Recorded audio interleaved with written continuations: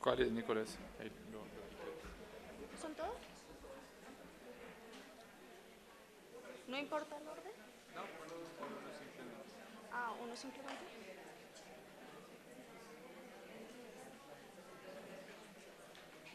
La discapacidad cognitiva intelectual es una realidad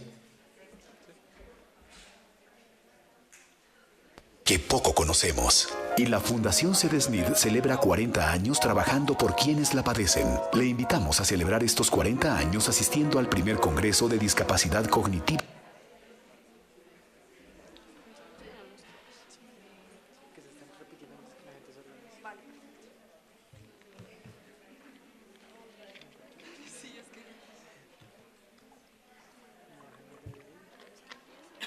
La discapacidad cognitiva intelectual es una realidad que poco conocemos. Y la Fundación CEDESNID celebra 40 años trabajando por quienes la padecen. Le invitamos a celebrar estos 40 años asistiendo al primer Congreso de Discapacidad Cognitiva Intelectual. Participarán Miguel Ángel Verdugo de España, María Elena Márquez de México, Gloria del Río de Colombia y otros destacados conferencistas. Informes 368-3599 y en cedesnid.org.co. Fundación CEDESNID, transformando el mundo.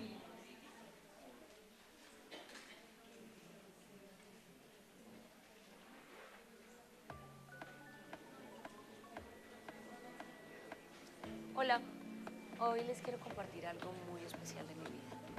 Soy parte de una maravillosa fundación que les quiero contar. CEDESNID. Porque hablar de CEDESNID es hablar de inclusión social. Las personas en situación de discapacidad cognitiva o mental son quizás las más vulnerables dentro de los grupos vulnerables. Muchas de ellas, además de su condición, han sido víctimas de discriminación social. ¿Y qué hace CEDESNID? Restituye los derechos de personas en situación de discapacidad en alta vulnerabilidad. ¿Qué quiere decir eso? A través de una oferta de terapia integral, lo que hacemos es restituir los derechos de estas personas, hacerlas actores sociales, sujetos de derechos, pero sobre todo velamos porque esos derechos, ese respeto, sean constantes, y no solamente dentro de la fundación, sino en el entorno inmediato de interacción, tanto social como cultural de los usuarios. La discapacidad, como señala acertadamente la Organización Mundial de la Salud, es un fenómeno complejo que refleja la interacción entre las características del organismo humano y las características de la sociedad en la que vive. Por eso, en CEDESNID, romper las barreras sociales de exclusión es nuestro principal enfoque de trabajo. Con tu apoyo, seguiremos construyendo sueños con la discapacidad. ¡Anímate! Tu aporte los hará realidad.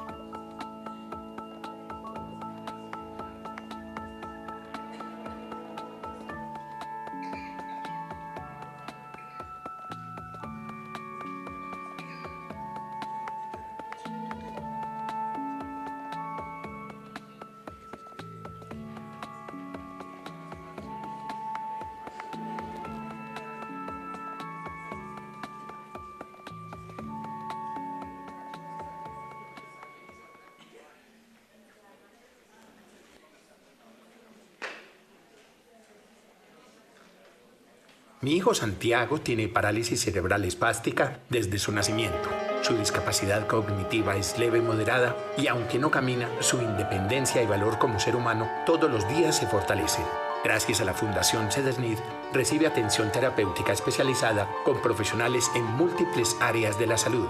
Fundación CEDESNID, transformando el mundo con alegría. www.cedesnid.org.co 368-3599, Bogotá.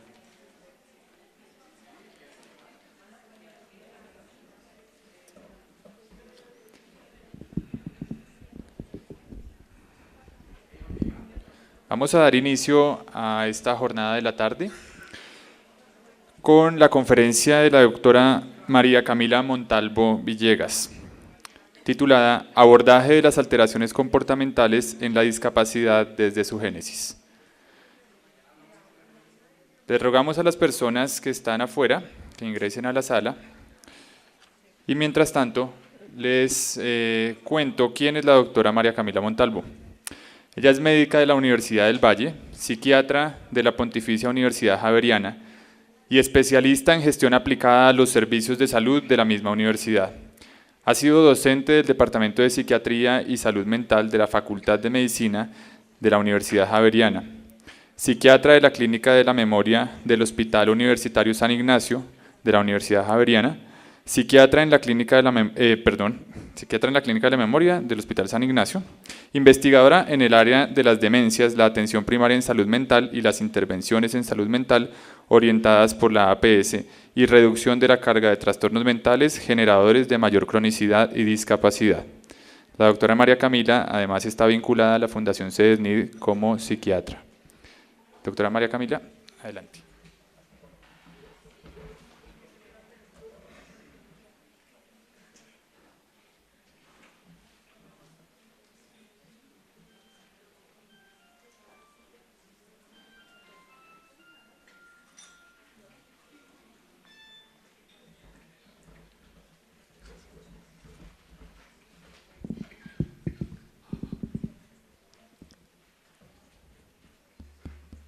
Gracias.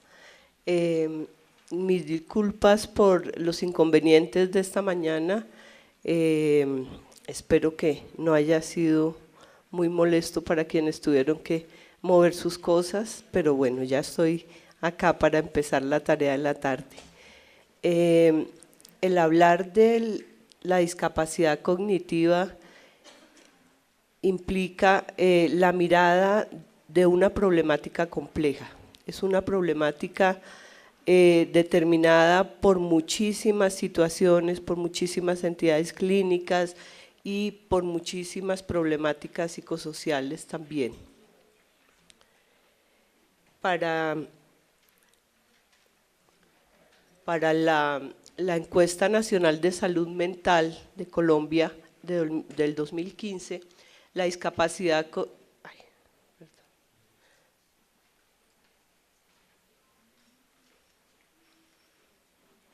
qué se pasa tan rápido? Para la encuesta, las cifras del retardo mental en Colombia son para una incidencia de 12.5 por 1000 para cualquier tipo de retardo, cualquier nivel de severidad, digamos, 5.5 por 1000 para retardo mental leve y 7.4 por 1000 para retardo mental moderado a severo. La prevalencia global para el retardo mental es de 7.5 a 14 por 1000. Estas cifras pues son bastante similares a las de otros países y a las anteriormente encontradas en estudios de prevalencia de nuestro medio. La dimensión de la discapacidad cognitiva bajo estas cifras pues es un problema de salud pública al cual hay que brindarle la atención necesaria y en el cual hay que invertir los recursos para cumplir con las expectativas de todas aquellas personas con discapacidad cognitiva y de sus familias y de toda nuestra sociedad.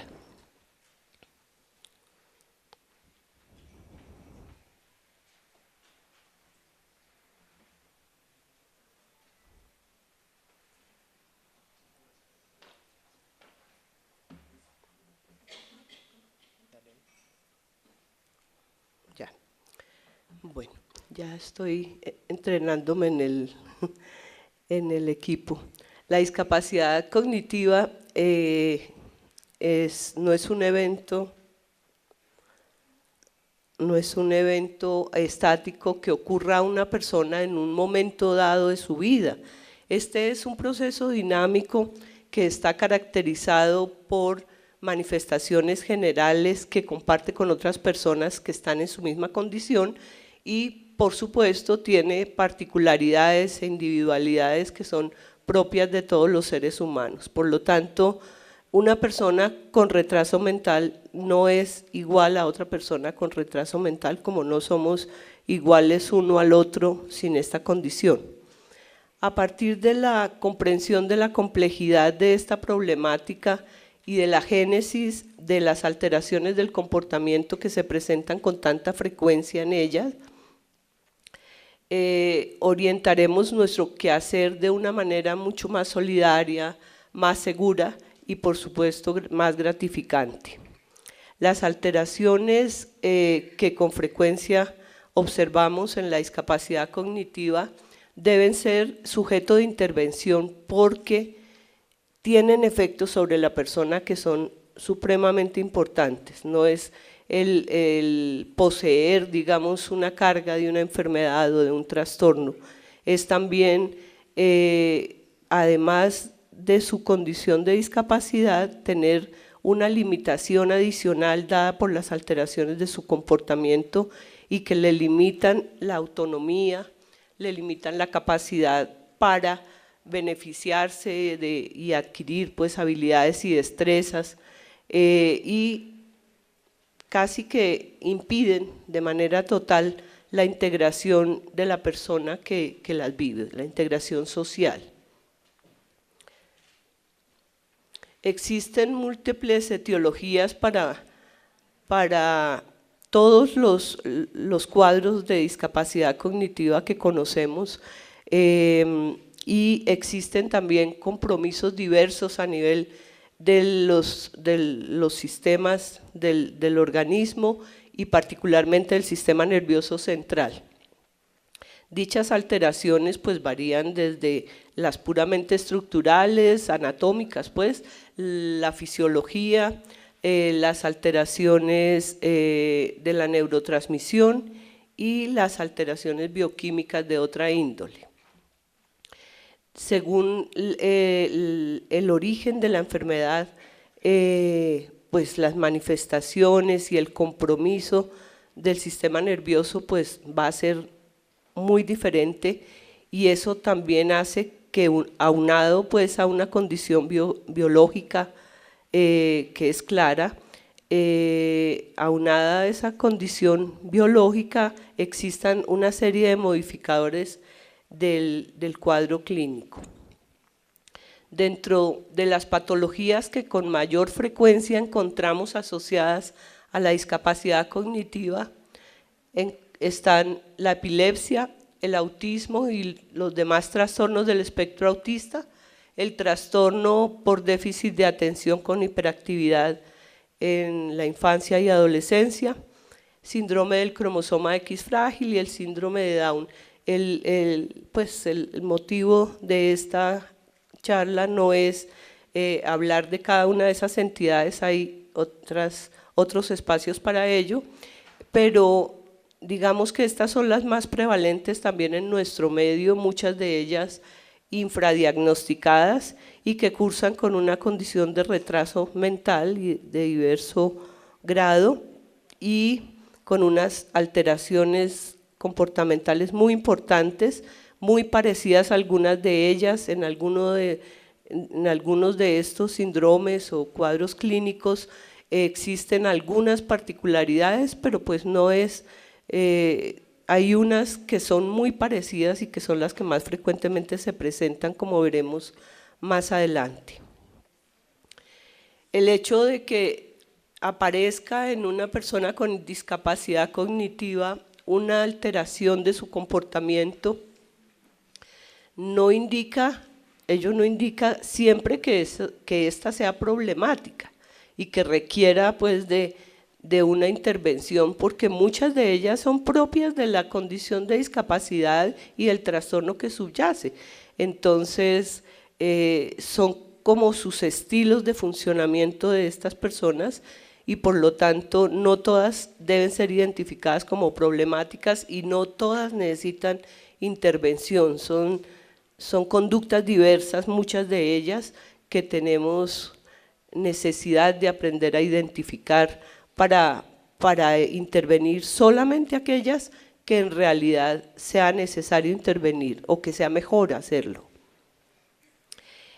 Una conducta es considerada problemática en razón de varias condiciones asociadas, de la relación, por ejemplo, entre lo que la persona hace, dónde lo hace, pero también cómo se interpreta o cómo interpreta la persona que está afuera la conducta que observa y el significado que se da a lo que está observando.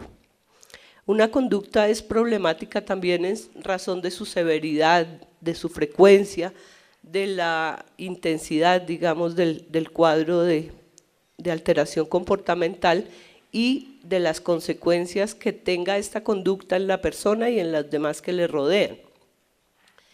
No se habla de una alteración comportamental problemática cuando